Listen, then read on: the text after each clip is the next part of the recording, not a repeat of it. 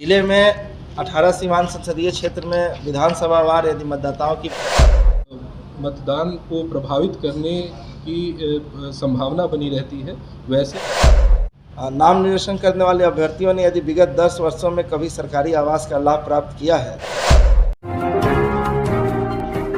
Select 24 news में आपका स्वागत है। मैं हूं मोहम्मद सादिक। लोकसभा आम निर्वाचन 2024 के छठे चरण के अंतर्गत सीवान में चुनाव होना है, जिसके नामांकन की प्रक्रिया आज यानी 29/4/2024 से प्रारंभ हो गई है। इस संबंध में जिलाधिकारी मुकुल कुमार गुप्ता एवं पुलिस अधीक्षक सीवान अमितेश कुमार के द्वारा संयुक्त रूप से समाहरणालय सीवान में एक प्रेस कॉन्फ्रेंस कर इस संबंध में विस्तृत जानकारी दी गई। तो आइए सुनते हैं सीवान जिलाधिकारी मुकुल कुमार गुप्ता एवं पुलिस अधीक्षक अमितेश कुमार को। प्रिंट इलेक्ट्रॉनिक और डिजिटल मीडिया के बंधुगण का स्वागत है। आज लोकसभा आम निर्वाचन 2024 के खष्टम चरण की अधिसूचना जारी हो गई, जिसके आलोक में 18 सीमांत संसदीय क्षेत्र के लिए प्रेस ब्रीफिंग आयोजित की गई। आप लोगों को बताना चाहेंगे कि जो कार्यक्रम हमें प्राप्त हुआ है उसके अनुसार जैसे आज अधिसूचना जारी होने की तिथि 29/4/2024 है। नाम निर्देशन पत्र दाखिल किए जाने की जो अंतिम तिथि है वो 6 मई 2024 है। नॉमिनेशन की प्रक्रिया सुबह 11 बजे से संध्या 3 बजे तक चलेगी। उसी तरह से नाम निर्देशन पत्र के समीक्षा यानी स्क्रूटनी की तिथि 7 मई 2024 है। अभ्यर्थता वापस करने की तिथि 9 मई 2024 है। मतदान की तिथि आप सभी अवगत हैं कि 25 मई 2024 है। मतदान का समय सुबह 7 बजे से संध्या 6 बजे तक है। मतगणना की प्रक्रिया 4/6/2024 को संपन्न की जाएगी और निर्वाचन प्रक्रिया पूरी कर लेने जाने की तिथि 6 जून 2024 है। 18 सीमांत संसदीय निर्वाचन क्षेत्र के अंतर्गत 6 विधानसभा आते हैं, जिसमें 105 सीवान उसके ARO ADM साहब हैं, 106 जिलादेही के उप समाहर्ता सीवान सदर हैं भूमि सुधार, 107 दरौली के जिला पंचायती राज पदाधिकारी, 108 रघुनाथपुर के अनुमंडल पदाधिकारी सीवान सदर, 109 दरौंदा के DDC साहब हैं, 110 बररिया के जिला भू अर्जन पदाधिकारी। जिले में 18 सीमांत संसदीय क्षेत्र में विधानसभावार यदि मतदाताओं की बात करें तो 105 सीवान में कुल मतदाताओं की संख्या 3,23,550 है। 106 जिलादेही में 2,85,163 है। दरौली में 3,26,813 है। रघुनाथपुर में 3,09,929 है। दरौंदा में 3,31,618 है और बररिया में 3,18,237 है। जिले में कुल दिव्यांग मतदाताओं की संख्या 14,465 है। युवा मतदाताओं की सहभागिता इस बार निर्वाचन में काफ़ी रहेगी। हम लोगों ने जो समरी रिवीजन हुआ था उसमें युवा मतदाताओं को काफ़ी संख्या में ऐड करने का काम किया था। 18 से 19 वर्ग आयु वर्ग के युवा मतदाताओं की संख्या 23,092 है। 20 से 29 आयु वर्ग के मतदाताओं की संख्या 3,37,339 है। जिले में कुल 24 SST बनाए गए हैं, 24 फ्लाइंग स्क्वाड बनाए गए हैं और चेकपोस्ट की संख्या 45 है, जहां सतत रूप से विधि व्यवस्था के संदर्भ में निगरानी, आवश्यक निगरानी से पुलिस पदाधिकारी और मजिस्ट्रेट के उपस्थिति में की जा रही है। नाम निर्देशन हेतु जो आवश्यक जानकारियाँ ये आप लोग को उपलब्ध कराना चाहेंगे। सबसे पहले तो हम लोगों ने नोटिस जारी कर दिया है। पब्लिक नोटिस 18 सीमांत संसदीय क्षेत्र का जारी हो गया है। नाम निर्देशन का पत्र प्रारूप 2 का है। शपथ पत्र फॉर्म 26 है। अभ्यर्थी द्वारा संविधान की धारा 84 का के अंतर्गत लिए जाने वाले शपथ या प्रतिज्ञान का प्रपत्र जमा करना होता है। नाजी रसीद कटानी होती है। सामान्य कैटेगरी के जो अभ्यर्थी हैं उनके लिए 25,000 रुपये शुल्क है और जो अनुसूचित जाति जनजाति से जो अभ्यर्थी आते हैं उनको 12,500 रुपये राशि देनी होगी। यदि अभ्यर्थी कोई अनुसूचित जाति जनजाति समुदाय से होने का दावा करते हैं तो उनके द्वारा सक्षम प्राधिकार द्वारा निर्गत जाति प्रमाण पत्र देना होगा। यदि अभ्यर्थी 18 सीमांत लोकसभा क्षेत्र के बाहर के हों तो उनको संबंधित निर्वाचक नामावली की सत्यापित प्रति देनी होगी। प्रपत्र A एवं B में मूल प्रति में यदि उन्हें जमा करना होगा यदि और किसी राजनीतिक पार्टी का दावा करते हैं। नाम निर्देशन करने वाले अभ्यर्थियों ने यदि विगत 10 वर्षों में कभी सरकारी आवास का लाभ प्राप्त किया है तो मकान किराया, बिजली बिल, टेलीफोन बिल एवं पानी के बिल का सक्षम प्राधिकार द्वारा दिया गया नोटिस सर्टिफिकेट देना होगा। निर्वाचन व्यय हेतु खोले गए अद्यतन बैंक खाता का खाता नंबर एवं बैंक का नाम देना होगा। मान्यता प्राप्त राष्ट्रीय एवं बिहार के राजनीतिक दल के अभ्यर्थी हेतु 1 प्रस्तावक होंगे।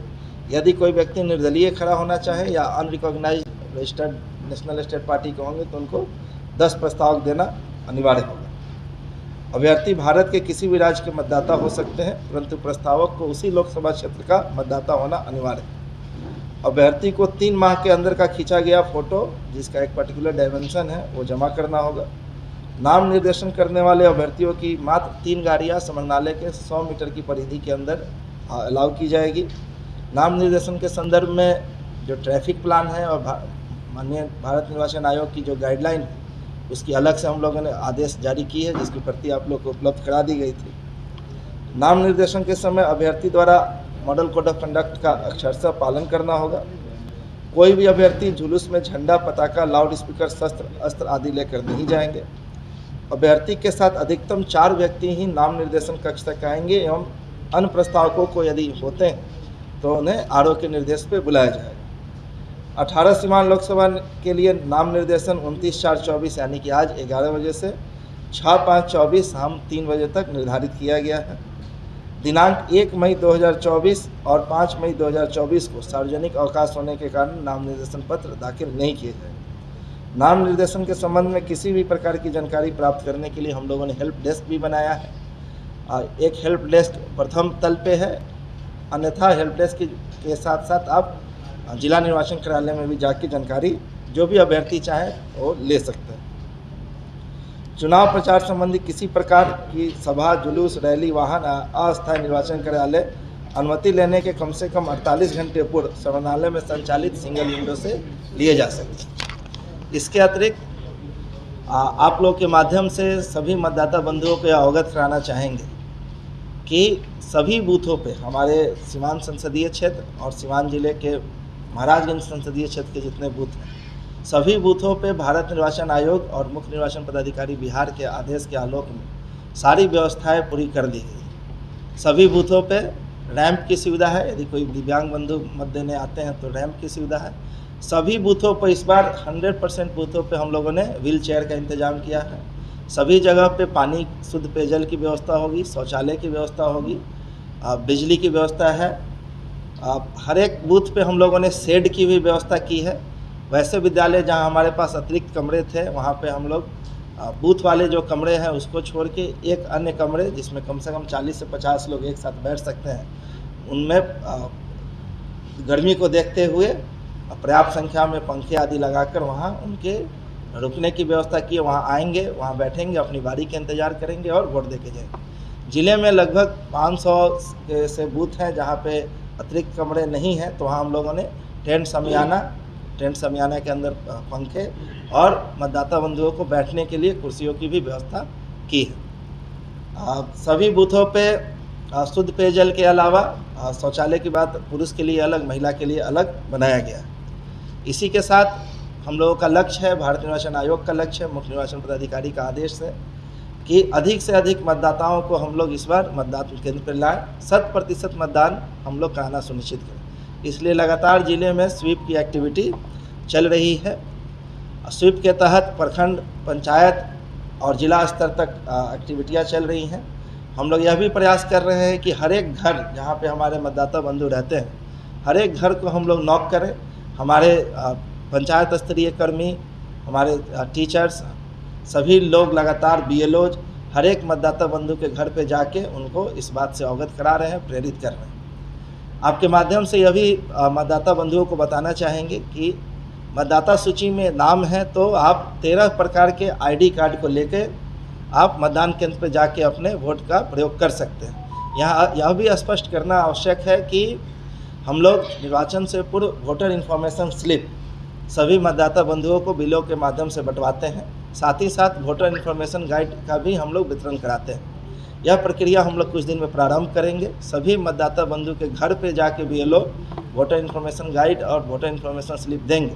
लेकिन आपके माध्यम से मैं सबको अवगत कराना चाहता हूँ कि वोटर इन्फॉर्मेशन स्लिप मतदान देने के लिए आवश्यक डॉक्यूमेंट नहीं है। आपके पास यदि हो या नहीं हो, आप जो तरह तरह के आईडी कार्ड हैं, जिसमें आपका आधार कार्ड हो सकता है, राशन कार्ड हो सकता है, ईपिक हो सकता है, पासपोर्ट हो सकता है इत्यादि, वो लेके आप जा सकते हैं। तो मैं फिर से अनुरोध कर रहा हूँ और बार बार अनुरोध करने का कारण यह है कि यह फीडबैक प्राप्त होता है कि आम जनता में यह धारणा आ जाती है कि यदि आपके पास मतदाता पर्ची आपको नहीं मिला है तो आप वोट नहीं कर सकते। तो यह स्पष्ट करना आवश्यक है कि वोटर इन्फॉर्मेशन स्लिप नहीं भी है तो निश्चित रूप से आप मतदान का प्रयोग कर सकते हैं। आपको पूर्व में अवगत कराया गया है कि जिले में 18 सीवान संसदीय क्षेत्र के लिए 3 डिस्पैच सेंटर और महाराजगंज के लिए 1 डिस्पैच सेंटर बनाया गया है। जो सीवान संसदीय क्षेत्र है वो उसमें हमारे 3 dispatch centre DAV college degree college हैं, दरोगा प्रसाद राय डिग्री कॉलेज है और VM हाई स्कूल है। यहाँ पर उपस्थित सभी प्रिंट एवं इलेक्ट्रॉनिक मीडिया के हमारे मित्रों का एक बार पुनः स्वागत है। जिलाधिकारी सिवान ने बहुत विस्तृत तौर पे सभी मतदान से जुड़े सभी आयामों के बारे में विस्तृत चर्चा की है। पुलिस के दृष्टिकोण से, विधि व्यवस्था के दृष्टिकोण से पुलिस की जो कार्रवाई रही है उसके बारे में मैं कुछ बातें आम जनता के साथ साझा करना चाहता हूँ आप लोग के माध्यम से। बिहार अपराध नियंत्रण कानून कंट्रोल ऑफ क्राइम एक्ट की धारा 3 के तहत अभी तक कुल 161 व्यक्तियों पे प्रस्ताव भेजे गए हैं जिला बदर करने के, जिसमें से 114 प्रस्ताव पे आदेश पारित हो चुका है, वे लोग जिला बदर किए जा चुके हैं। CCA की धारा 12 जिसमें निरुद्ध करने की कार्रवाई की जाती है, उसमें अब तक एक प्रस्ताव मैं बताना चाहूँगा 5 व्यक्तियों को चिन्हित किया गया है, लेकिन एक प्रस्ताव अभी तक भेजा गया है क्योंकि उसमें कुछ आवश्यक कंडीशंस होते हैं। वह कंडीशंस फुलफिल होने पे अन्य प्रस्ताव भी शीघ्र भेजे जाएंगे और ये प्रस्ताव जो एक भेजा गया है वो अभी भी विचाराधीन है, जल्दी उसमें कुछ आदेश पारित किया जाएगा। इसके अलावा जो भेद्य टोले जिसमें कि मतदान को प्रभावित करने की संभावना बनी रहती है, वैसे 1015 भेद्य टोले पूरे ज़िले में आइडेंटिफाई किए गए हैं और उनमें भेद्यता कारक व्यक्तियों को चिन्हित करते हुए इन पर निरोधात्मक कार्रवाइयाँ भी की गई। कुल निरोधात्मक कार्रवाई यदि हम आंकड़ा 1 अक्टूबर से इसको देखें तो 22,160 व्यक्तियों पे 107 दप्रसा के तहत प्रस्ताव भेजे गए, जिसमें से 14,223 व्यक्ति से बंद पत्र भरवाया गया है या ये कहा जाए कि इनसे एक आश्वासन लिया गया है कि इनके द्वारा शांति व्यवस्था भंग नहीं की जाएगी, किसी प्रकार से चुनाव कार्य में बाधा नहीं डाली जाएगी। इसके अलावे 1 अक्टूबर 2023 से अवैध हथियार की जब्ती जो है वो कुल 116 है और कारतूसों की जब्ती 192 है। अगर आदर्श आचार संहिता लागू होने की तिथि यानी 16 मार्च 2024 से इसकी गणना करें तो 12 अवैध हथियार और 38 कारतूस अभी तक जब्त हुए हैं। शराब, देसी एवं विदेशी शराब जो कि वोटिंग पैटर्न्स को प्रभावित करने में एक कारक हो सकती है, इनकी अगर जब्ती की बात करें तो 1 जनवरी 2024 से पुलिस के द्वारा करीब 3,922 लीटर और उत्पाद विभाग द्वारा करीब 25,990 लीटर, तो कुल 56,913 लीटर की अवैध शराब जो है जब्त की गई है। कुल शस्त्र अनुज्ञप्तियाँ 4,492 हैं ज़िले अंतर्गत, जिसमें से अनुज्ञप्ति प्राप्त हथियार जो कि जमा किए गए हैं 3,119 हैं। जब्त हथियार जो कि अवैध इस्तेमाल करने के कारण, किसी कांड में प्रयोग होने के कारण जब्त किए गए हैं वो 12 हैं और रद्दीकरण के बाद जमा हथियार 15 हैं। इसमें मैं बताना चाहूँगा ये जो आंकड़ा 3,119 का है, इसमें कुछ वैसे व्यक्ति हैं जिन्होंने अपना ससमय शस्त्र का जांच नहीं कराया, उनके द्वारा जो ये शस्त्र हैं जमा कराए गए हैं और इसमें कुछ वैसे लोग भी हैं जिन्होंने स्वेच्छा से शस्त्रों का सत्यापन उपरांत उसको जमा कराकर और जमा रसीद जो है थाने को उपलब्ध कराई। इसके अलावा जैसे यातायात व्यवस्था के बारे में जिलाधिकारी महोदय ने कहा, तो इसमें प्रतिदिन जो है नामांकन की प्रक्रिया को देखते हुए और किस तरह की ट्रैफिक प्लान रहेगी उसमें कुछ बदलाव किए जाएंगे।